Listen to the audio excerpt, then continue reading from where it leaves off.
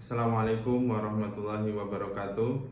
Saya Ahmad Zidni Said dari Prodi Ilmu Komunikasi Universitas Terbuka Serang. Teman-teman, pernah nggak sih kalian lihat orang tua yang masih kuat jalan kaki tiap hari atau bahkan masih main bulu tangkis padahal di usia sekitar 60-an? Kadang kita heran, kok bisa ya masih sekuat itu, masih sebugar itu. Tapi kalau ditelusuri, ternyata mereka mempunyai satu rahasia, yakni mereka rajin berolahraga sejak muda. Sekarang kita hidup di zaman serba cepat, serba digital. Banyak dari kita mahasiswa maupun pekerja muda yang sibuk dengan tugas, dengan deadline, rapat, sampai-sampai olahraga rasanya jadi hal yang udahlah nanti aja. Akhirnya badan jadi pegal, mood naik turun, dan fokus pun berkurang. Padahal menurut data Badan Pusat Statistik Nasional tahun 2024, 37% masyarakat Indonesia kini rutin berolahraga, naik signifikan dari tahun 2012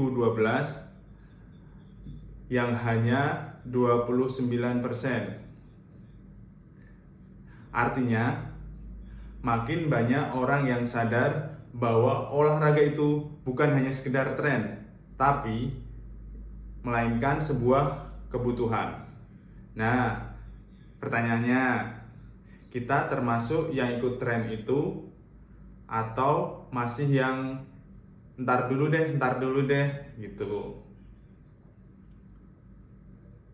Nah, di sini hari ini saya ingin mengajak kita semua untuk menjadikan olahraga bukan hanya sekedar gaya hidup yang ikut-ikutan, tapi sebagai kebiasaan sehat untuk masa depan yang lebih berkualitas.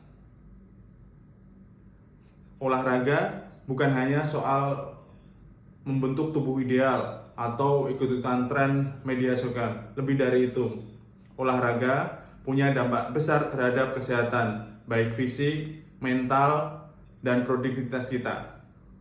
Pertama, olahraga untuk menjaga kesehatan tubuh. Dengan rutin bergerak, tubuh kita menjadi lebih kuat, jantung lebih sehat, dan metabolisme tetap aktif. Menurut situs Halodoc, olahraga mencakup seluruh aktivitas fisik seperti sepak bola atau futsal, basket, atau hanya santai yang seperti jalan pagi ataupun yoga. Nggak perlu yang berat-berat, yang penting teratur. Kedua, olahraga bantu menjaga kesehatan mental kita. Saat kita berolahraga, tubuh melepaskan hormon endorfin.